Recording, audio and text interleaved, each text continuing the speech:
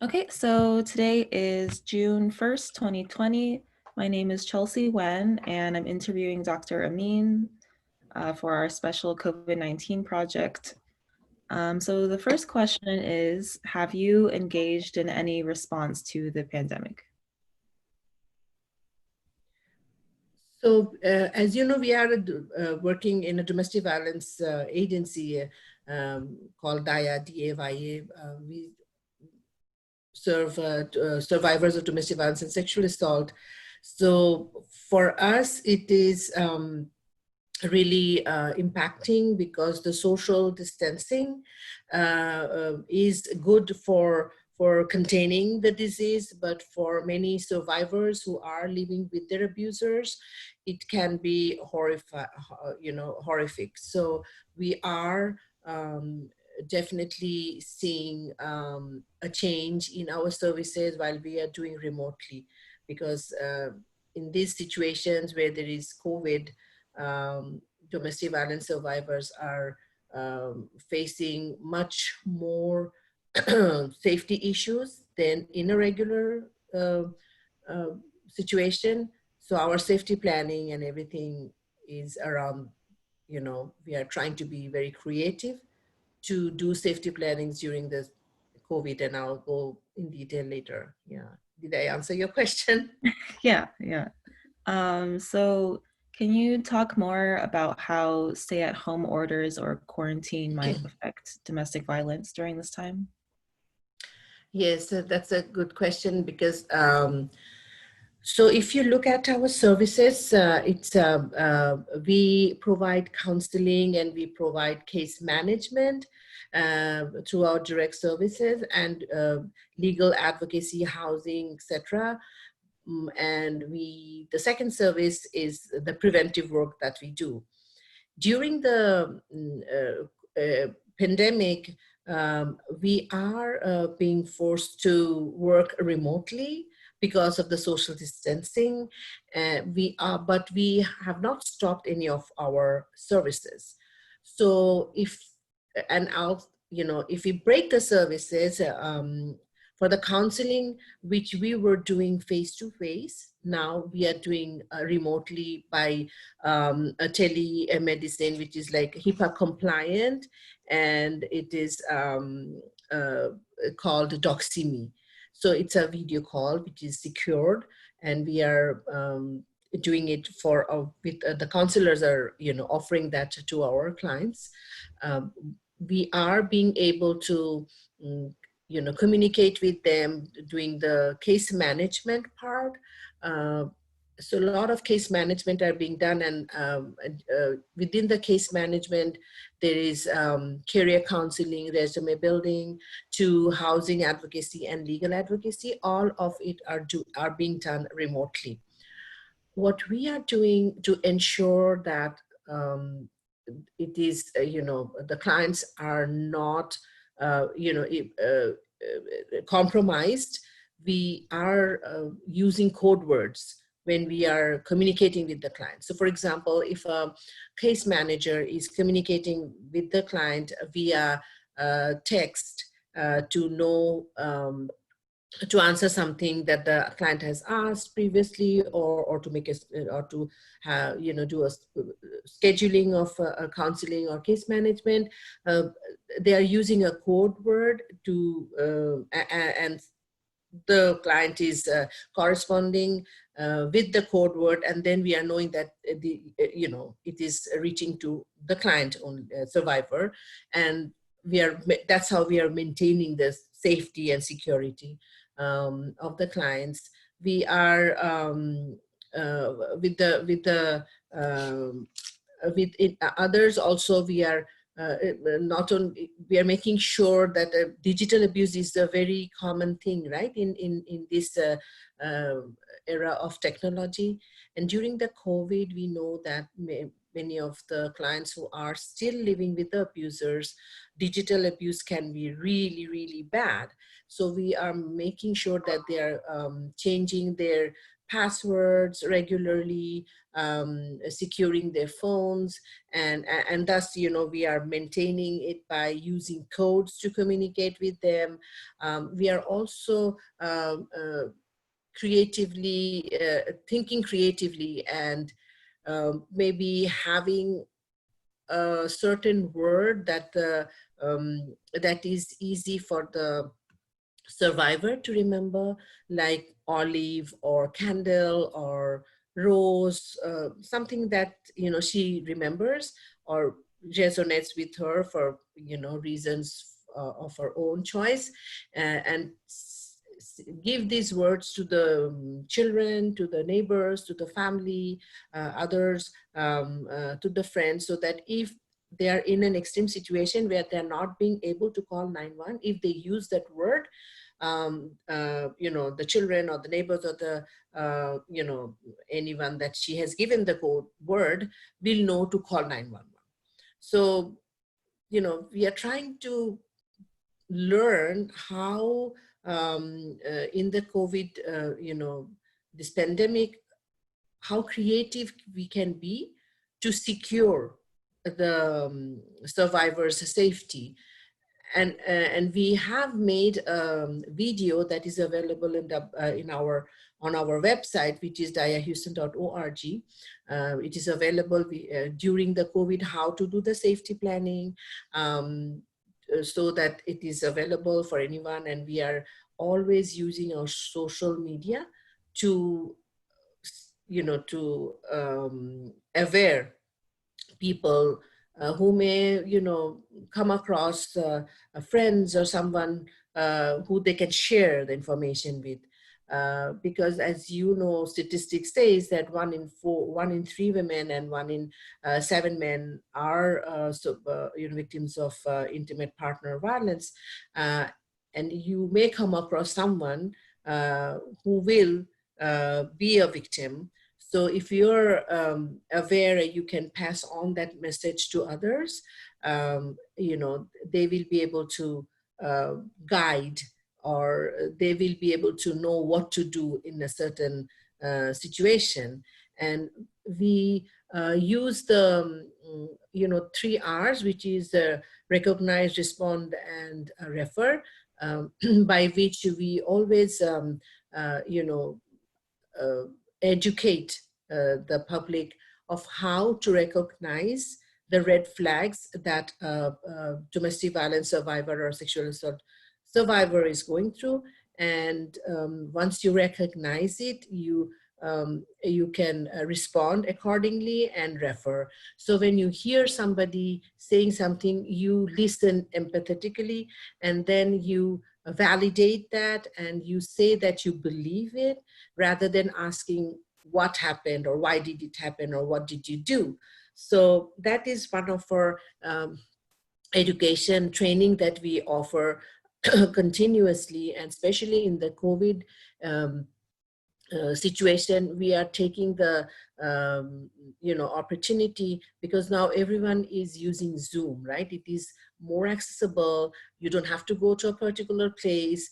It's you know, time and transportation and everything is saved. So now people are from home. They are being able to you know, get these trainings through Zoom.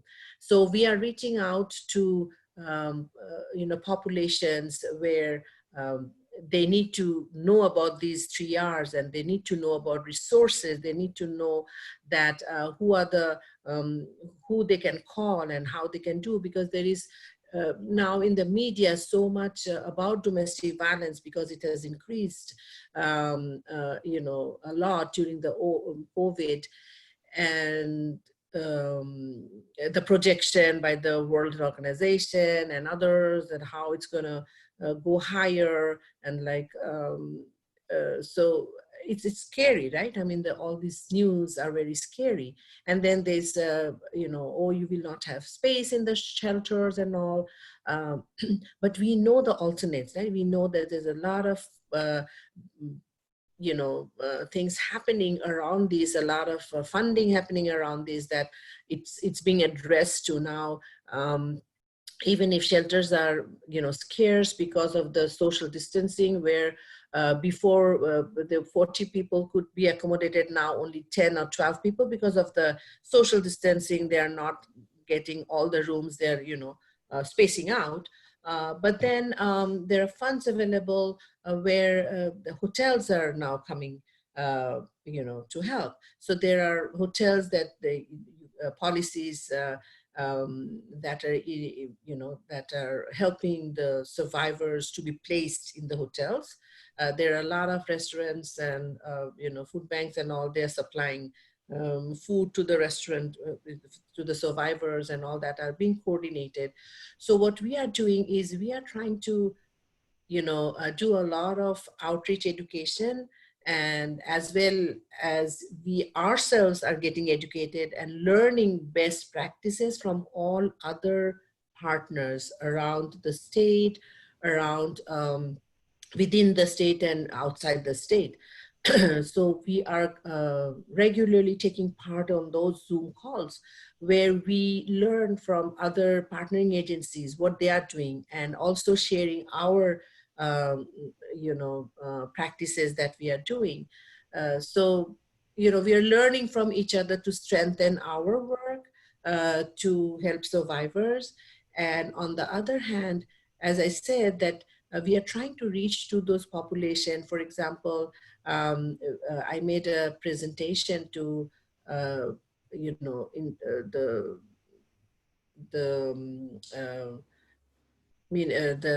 what is it called, the ministry where, the interfaith ministry, interfaith ministry, where we are, they work with lots of refugee population. And as you know, refugees are themselves from a trauma history. They have a trauma history, and they come with that. And they, while they're settling in a new community where they don't know much about the system and all, they're already traumatized, right? They're trying to learn. And with this COVID, now they're all, everything is suspended. You mean maybe they were trying to get a job, maybe they're trying to get, integrated in this society. Now everything is halted, and that can actually increase the anxiety level, right? And domestic violence is all about power and control. And there's a pattern of behavior that is manifested by the abuser to the intimate partner. And that manifestation can be exemplified in any kind of crises. And COVID is one of the crises, right? So there are researches which shows that unemployment gives rise to homicide. So we are being very careful when we are doing safety planning with them. A lot of the clients have lost jobs. A lot of the abusers have lost job, right? And that gives anxiety. That gives a much more financial control and all other, patterns of behaviors that come into it, which increases the risk of the safety of the victim survivor. So we are being very cognizant about all of that. And so we are reaching out to different resources where they are in touch with the abusers. So we have survivors who are in touch with us or who are calling us, but they're silent survivors. They're silent victims that we need to reach out to.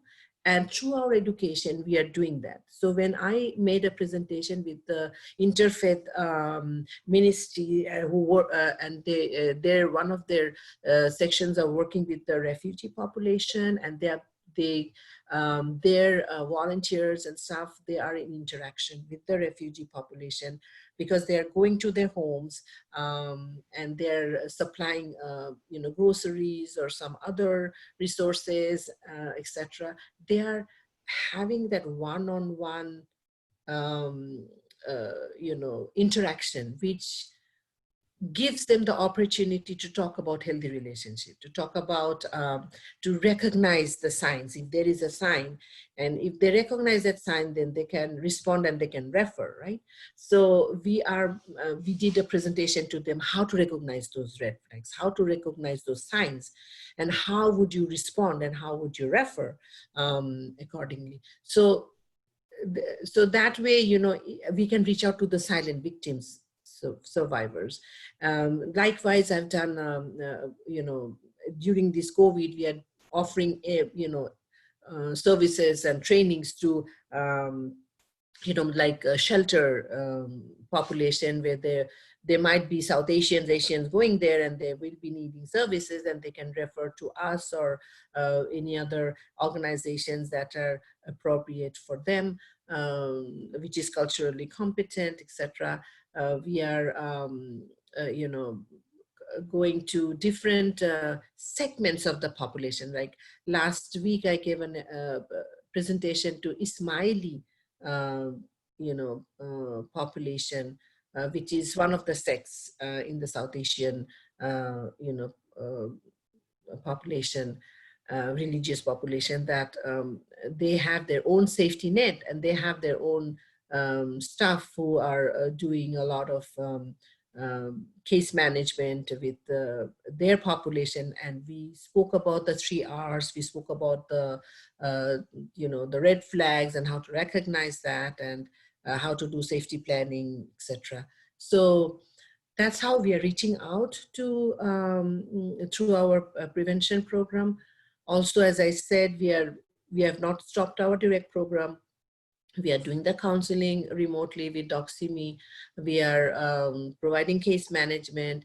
Many of our clients, because they have lost their jobs, they are not being able to pay rent. So we are providing rental assistance. We have been successful in getting them situated in apartments through housing program. We have a federal housing program. We have our own supporting housing program. And the federal housing has a lot of bureaucratic rules, right? I mean, you have to do inspection, etc., before you can place your clients. And in the beginning of COVID, it was not possible because no one were allowed to go into the apartment complexes. So we have existing leasing offices that we have relationship with, where we send our clients for a 1-year RRH housing, where they can live for a year without paying, or if they have any job, then they can pay a certain percentage.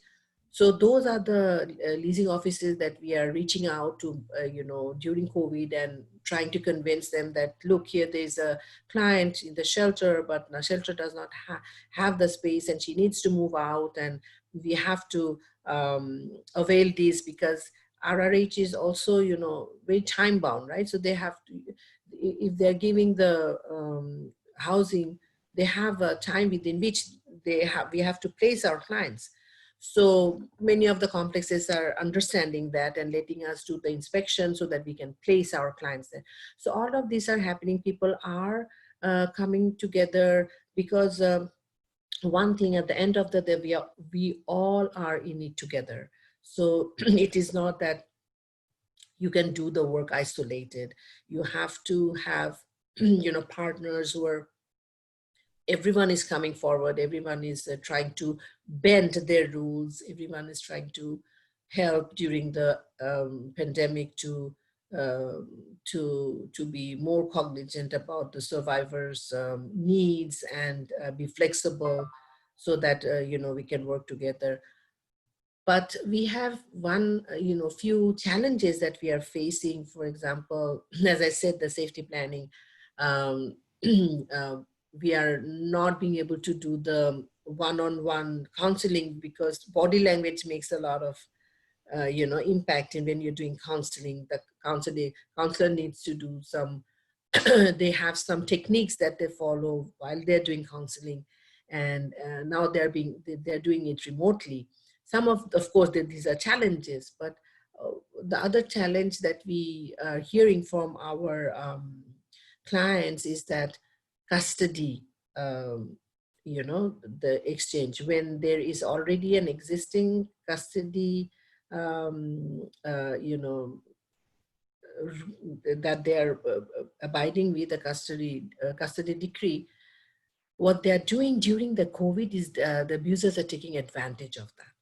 So what they are doing is, what we have heard from our clients is that they are not coming on time when they were supposed to pick up the children their own time, and or they're just just doing it arbitrarily whenever they are taking the children, they're not sending them back on time, they're not following the CDC rules, they're taking them to the parks and all. Not now, I mean, before that, now parks have opened, but they're taking them, not making them wear masks and all of that. And the children are coming and telling their moms.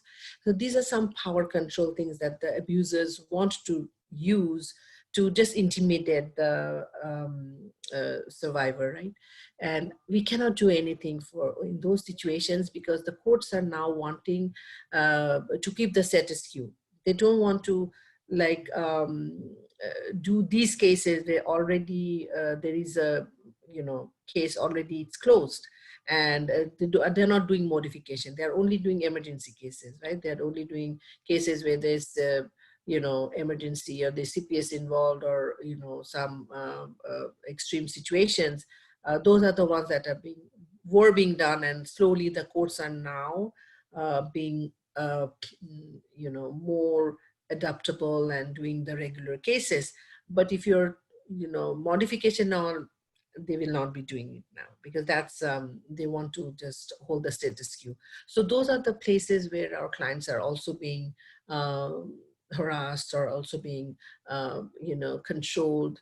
And unfortunately, because of the COVID, we cannot give them much of a remedy. But what we are doing is we are trying to through our counseling and all, we are doing a lot of therapies around the coping mechanism, how to cope in these situations, how to address the anxiety, how to address the all these unknown that were not happening before, but because of the pandemic it is happening. So the counselors are also keeping that and addressing those coping mechanisms and things like that. So yes, it is a challenge in this pandemic for more for the survivors who are living with them, living with this abusers, and who are not living, but they are also being isolated because survivors who have come out of the abusive relationship and are now staying by themselves, they are also isolated now because they are not being able to, their coping mechanisms are also being challenged because they would fall back on friends or families to to have that extra shoulder to fall on. Now because of the COVID, they are totally isolated, so they have to also learn the coping mechanisms of how alone they can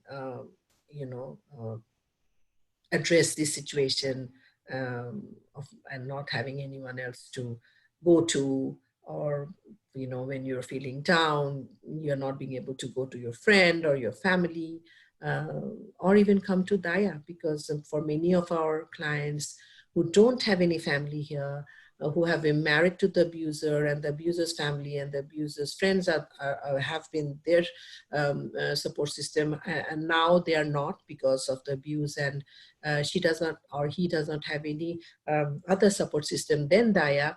They're not being able to come to Daya also, right? So that face-to-face interaction is not happening, but the counselors are trying their best to make sure that they are following up with the clients, and encouraging them to do the remote counseling so that they can address all the issues and challenges that the clients are facing now.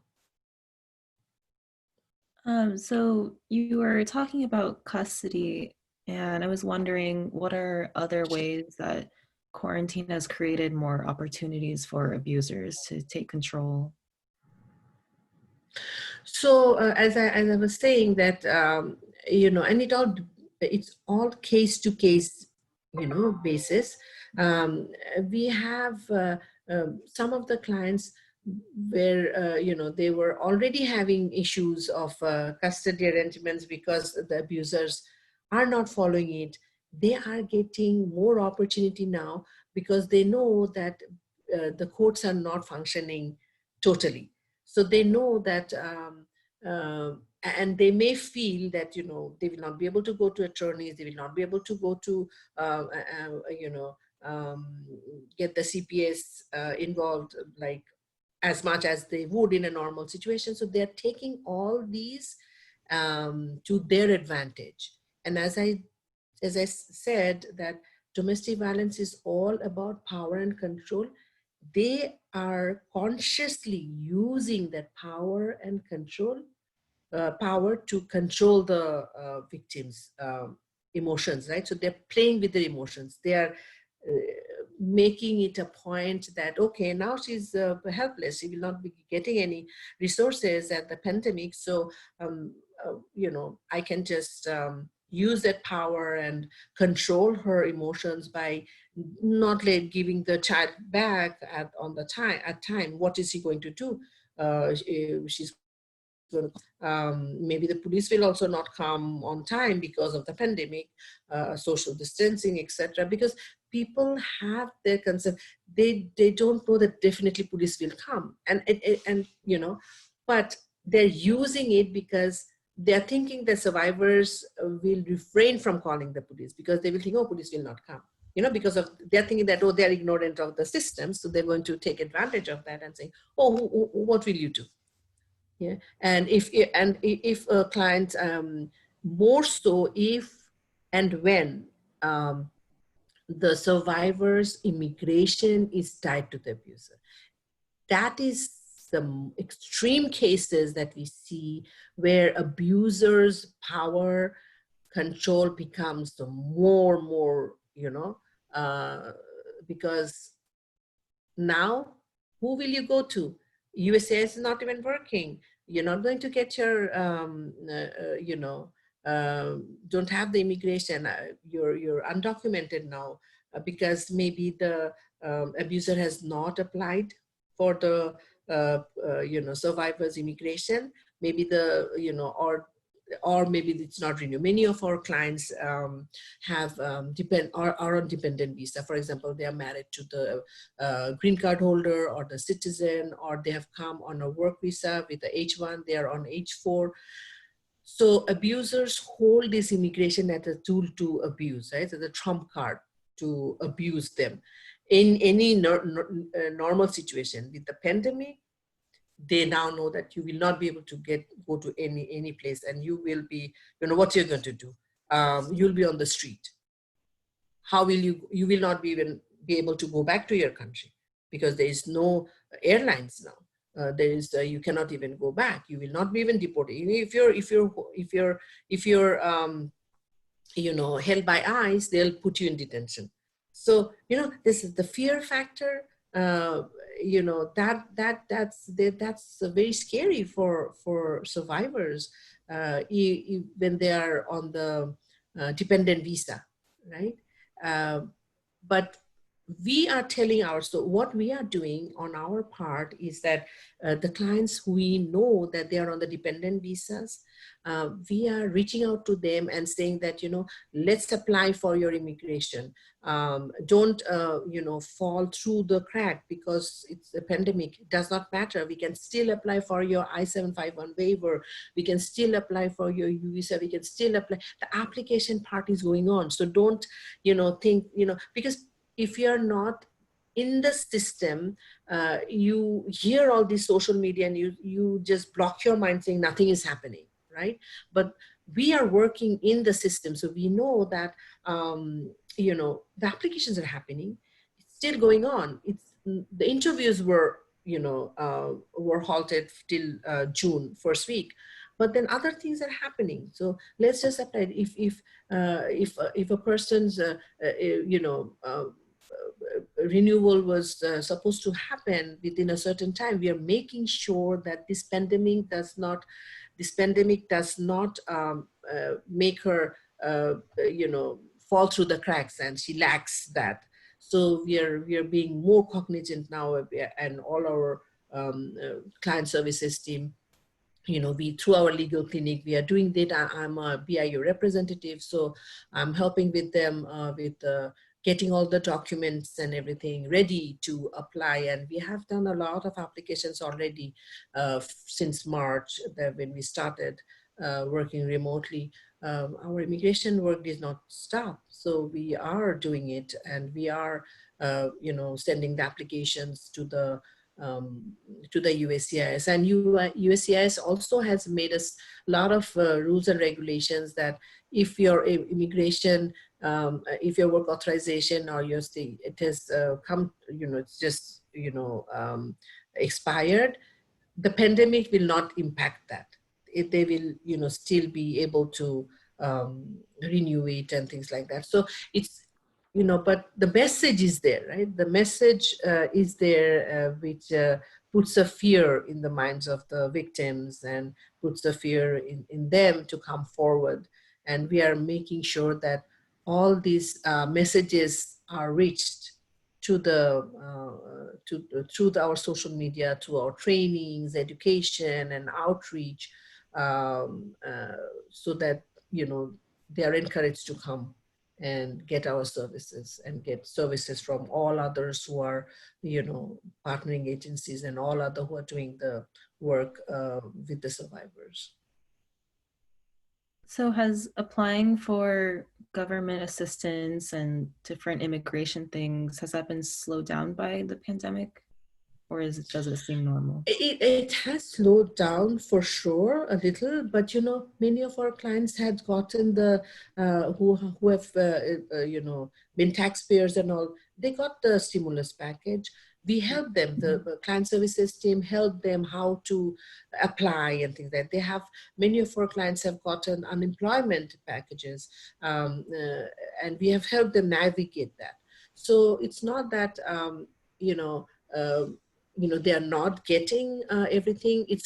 It's the fact that many of them are not reaching out. That silent victims, those are the ones that we are trying to get in the pandemic time, that they must not stop coming and reaching out to services who can help them, right? So through our recognize, respond, and refer, that training, we are trying to educate others, and the ones who can reach out to that silent victim, so that they come forward and they apply and we can help them to navigate the system. And because there is a lot of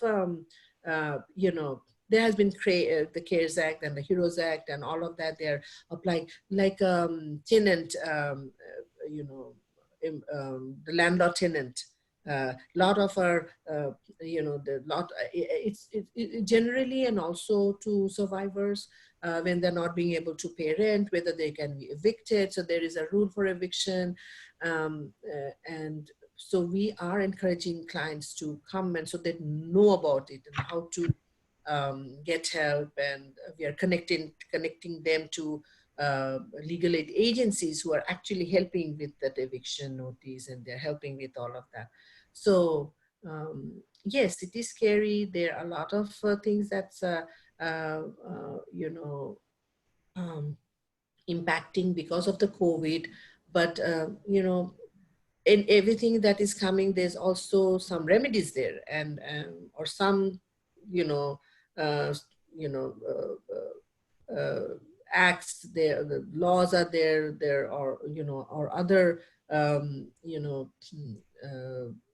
situations where those can be addressed, that we are being very cognizant to let the survivors know, and let others know, like you or me or someone who may be coming across to any survivors, that we can say that this is where you should be going.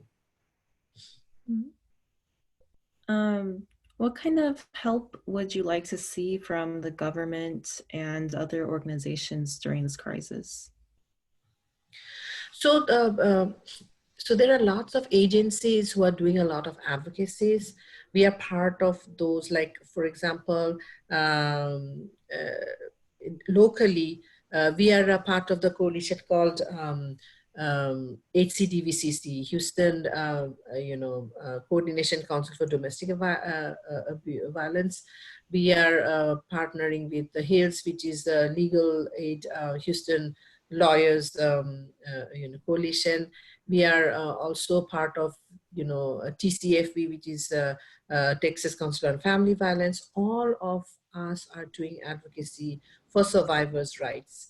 And, so there has been a lot of policy level push by which, the CARES Act actually came out, and the HEROES Act actually came out, where it uh, government is actually family for giving a lot of uh, subsidies and a lot of funds for through the HEROES Act that came, which did not uh, address much of the survivors in the CARES Act.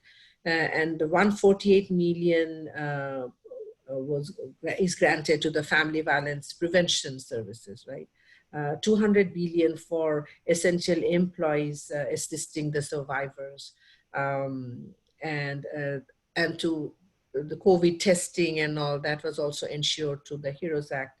And then temporary extend immigration status, including the I-765, which is the employment authorization, which is expiring soon, but because of the COVID could not. So those are being implemented through the HEROES Act, and additional 100,000 to the VAWA grant, and 1 billion for housing voucher and legal services, because there's a lot of legal services that need the fund because of the COVID. Housing water is very important for our clients, because domestic violence is closely related to homelessness, right? If a survivor, if a victim survivor has the uh, housing insured, only then that step can be taken to get out of that abusive home, uh, because that's addressing the homelessness.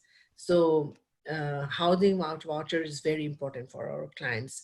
And we have seen in the HEROES Act that a lot of more 1 billion housing vouchers are being given to avoid that survivors, victims to be stuck in the home. So now they have these vouchers which the agencies can disperse, and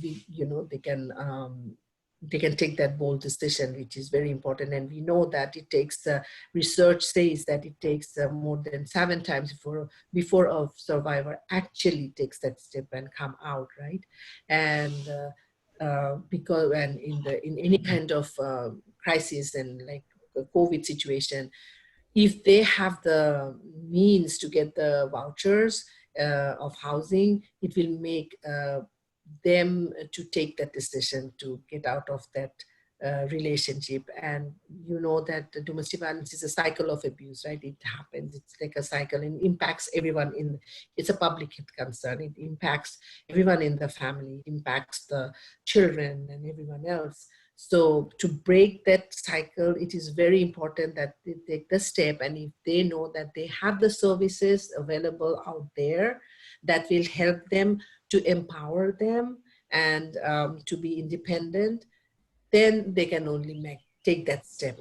So government is also realizing that, and government is also through the federal fund to the state fund, we are getting all these, and we are being able to help clients who with the rental and with the housing vouchers. Hopefully we'll see more because of this new HEROES Act, that we're going to get more help that we can offer to our survivors. Mhm. Do you think things like unemployment benefits and stimulus checks are empowering for survivors to get, or do you think it's another opportunity for financial abuse from abusers? Yeah, that's a great question. So, it's mixed. It has two answers. One is like the clients who are not with the abusers, for them, it is very empowering, right? I was just speaking to a client prior to this call, and she received her green card after uh, 3 years of battle through VAWA, Violence Against Women Act. And she was telling me that she got the stimulus package. And so she was very happy that she got the stimulus package because she had filed the 2019 tax, 2018 and 2019 tax independently, right? So it came to her. But um, clients who are with the abusers, victims, survivors were still with the abusers, and the abusers, use different techniques, patterns, and one of it, as you mentioned, is financial abuse, right? Financial control. So the abusers naturally have, if they have applied jointly, they are the tax returns. Most of the cases that we see is clients, they get the check or they get the tax benefit to their own account. They don't share with the survivors, even if they have, very few of them have joint accounts or where the checks are deposited. So I think now, and I'm not sure about it, so I don't want to quote something that is not correct, but government is actually looking into it. That the next year will be how it can be, how these financial aids can, how creatively it can go to the survivors, and how it can, how that can be done. So so that is a very good question, and we are also trying to find out how we can address that and have the survivors receive the packages that the government is actually giving. Some of the clients who are going through a case right now, we are addressing it through our attorneys that they are they should be getting their their shares. And if they have the attorney and the case is going on, for example, if a divorce case is going on and the custody and the property rights are being addressed, and at this point all these things happened, then it is easier for them to get it, right? Because they already have an attorney and the attorney can address that.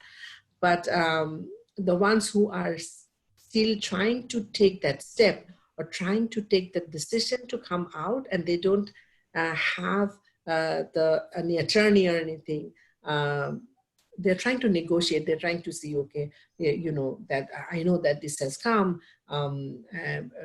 individuals got 1,200, and so you should be giving it to me. So even to have that power to speak is also something that comes with empowerment, right? Because it might trigger the abuser. Then why are you saying? Because it's trying to do this financial control. So we are being very cautiously addressing those with our clients, and hopefully, those can be addressed in a better way, if and they can get the checks separately and things, because there are a lot other undocumented ones also, right? Who they don't have a bank account, maybe how they are going to get the benefits, because the abusers may be green card holder or citizens or H1, but they are dependent, and maybe they are on a conditional green card, and now that the abusers have not applied for the removal, they have become undocumented, right? And now we are helping them through the WAWA or through the, the I-751 waiver. And so how they can get those benefits. Mhm. So does DIA have plans currently on how to transition back to in-person meetings? So till 15th of June, we are working remotely, and on 15th of June, before 15th of June, we will be reassessing and see what all other nonprofits are doing, and we will be following what others are doing. And we have the intention of opening the office in phases. Maybe not all of us will go, and it will be like phase A, phase B, like how government has given, the CDC and all, they have given all those guidelines. So we will be following all the guidelines, and we will see that how we can start operating in person. But again, we all know that there is a fear that in the fall it's going to come back again. So we don't want to also have our staff exposed to it and then they get sick, or our clients. So we are we have it in mind, and we are going to reassess it middle of June to see whether we can go, or whether we can still continue our remote work. Because by remote work, we haven't suspended any of our services. And, if you look at the statistic, if you look at the reports, we are actually doing, quite a phenomenal work working remotely. So it hasn't impacted any of our services. But of course, face-to-face counseling and all definitely benefits more than remote. But there's no statistics till now, right? I mean, maybe after a year you can see how it impacted, comparing it with the face-to-face and the remote. Now we don't have any data to say that whether it is not working or working. What we are seeing on the surface is that it is working, because clients are taking the services, they are availing the Doximi. In fact, many of them are saying that now they are being able to do it in a more flexible manner, because many of the clients, the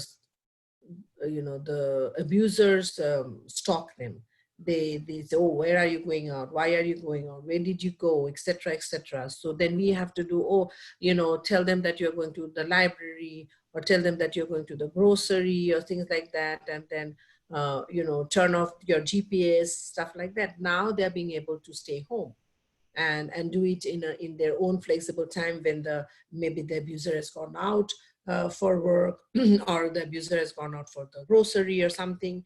They know that this time they can use it, right? This time to communicate with the counselor or with the case manager, and do it in their flexible time, without thinking of transportation, without thinking of abusers stalking them, etc. So actually the remote work is helping many of our clients. Mm-hmm. So do you predict that DIA will continue to do remote work and stuff in the future? So that's a great question. Actually, we were discussing this about remote work and satellite work and all of that. Actually, RISE, MBA program, they did a strategic planning for us, and we were this past Friday and Saturday, both days, we were discussing about our 5-year plan. Based on that strategic, planning that RISE MBA students have done for our DIA. And the concept of working remotely came. So now, many of us who are working in this new normal, for many of us, it is working, right? So we, as being a senior director and being an admin with the ED and all the decision making stuff, we are actually thinking that how we can retain more staff, maybe staffs who live in a have a longer commute and they get burnt out because of the commute, but they are very essential for the company. We will rethink, and maybe instead of 5 days we will be rotating our staff and saying, okay, you can work 1 day from home, or you can work, because now we are seeing that this works, right? So if remote working is being beneficial, and it is not impacting, then maybe when everything is normal, and hopefully everything will be normal in a few months time, or when the vaccine is there and we all go back to our work, I personally think that many of the organizations, not only non-profit, but other profit organizations also, they will also start of thinking, working remotely, in phases, right? I mean, maybe, staff can rotate in and working remotely for 1 or 2 days from home. That will actually not only help the person, individual person, but it will also help the environment. It will also help so many things. Right now you can see the clear sky. If you go out, you can feel that, you can breathe better than before, right? So everything is connected. So maybe this was something that was put on us forcefully, or we didn't have a choice, but people have creatively started working in it in a way that we are being more connected, and we are doing this work remotely without, of course everything has challenges. Every kind of work will have challenge, but now this has become the new normal, right, for everyone. So yes, that's a question that we will be also considering, maybe in phases, or maybe and see as a pilot project to see how it works even when we go back to the normal. Mhm. So are you optimistic about the future? I am a person, who always think positive. Positivity is my strength, and I have given my, my view to your, archive before, also as a survivor. I've always thought in a positive way, and that is very important. So yes, I am always optimistic, and because of my optimism, I start thinking of how in any given situation you can creatively work and address the challenges. So hopefully, now that we have learned a lot of best practices and everything from others, we have started creatively working in this situation. I'm optimistic that one day, we will overcome that COVID. We will have a vaccine. We will have, it will be just like flu vaccine that and then you also have to, think positive, that otherwise you will not be able to function, right? If you're thinking, oh, nothing is happening, the world is coming to an end, you will not get the energy to even work, right? You will not be, you go into depression, everything will fall apart. So you have to think positive, and you have to think that there is a light at the end of the tunnel. And this is, something that we have been forced to, work, just we have been forced into this situation, but hopefully one day we will get out of it and we will be able to, be, work in a normal way. Just like if you think about the Spanish flu that happened like when 1900, or something, beginning of the 1900s. 50 million people died, I think. I mean, so many, more than what had died now and the world population was so less at that time. But people overcame that, right? And people, survived and everything. And we will survive this pandemic, and we will be stronger, I think, for what we have learned from this. Of course, there's a lot of tragedies. A lot of people lost, their near and dear ones, including me. We have, within our family, we have lost due to COVID relatives and friends, and but we have to go on. We have to be positive. We have to. I am a person that, always practice that and preach that you have to think positive.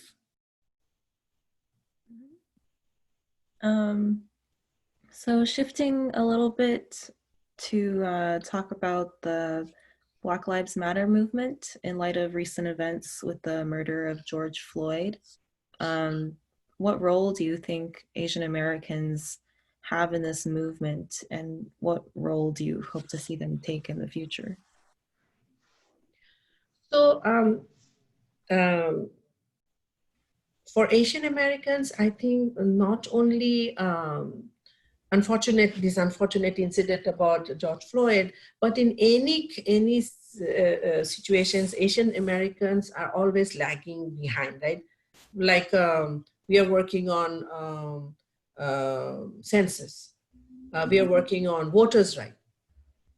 Asian Americans are always the one we are struggling with, and we are trying to get them to vote. We are trying to make sure that they are in the census, because census matters. All the fundings and everything is on, depends on they take the data from the census. So you have to be very, we have to have that active role to play. And if we think that, what will it matter if I don't vote? My one vote will not matter. Yes, it matters, right? So if you think of activism, if you think of, situations like this, Black Lives Matters, for me, all life matters. Be it Black, be it, Asians, be it white, any life matters, right? And with this George Floyd, what I am seeing recently is that everyone is coming together worldwide. We are, as an organization, part of national organizations who do a lot of lobbying and who do a lot of activism, political activism that we have a limited scope to do as a nonprofit, as a 501c. So we are a part of those, and we are part of those platforms. So we are making sure that, as Asian Americans or South Asian Americans, we should be in that movement and address that. So we are doing all right, being actively engaging on all the signatories and all the, making sure that we are there, our voices are united, and that we are putting it on the social media, making sure that we are doing everything that the partner organizations are doing. We are encouraging the partner organizations and everyone to come into the movement and making sure that we address it, because it is not only Black Lives Matters, it's all life matters. And this has been happening for, so many, historically it has been happening, and it has to stop. It has to stop, and we cannot just ignore it. And we have to all come together and make sure that it is, it is not only their, uh, uh, you know, it is not only a Black thing, but it is everyone's, all of our, that we should be voicing that, every life matters and Black life matters. Definitely, it should not be ignored. So yes, we are addressing that in an organization level, in an independent individual level. My son, who is a youth who's growing, and I've always been very vocal in talking about human rights and humanitarian rights, and and so he's he's just 19, and you have just completed his first year in college. Unfortunately, the last few months that he was so looking forward to enjoy with the COVID, he had to do online and study online and give his exam.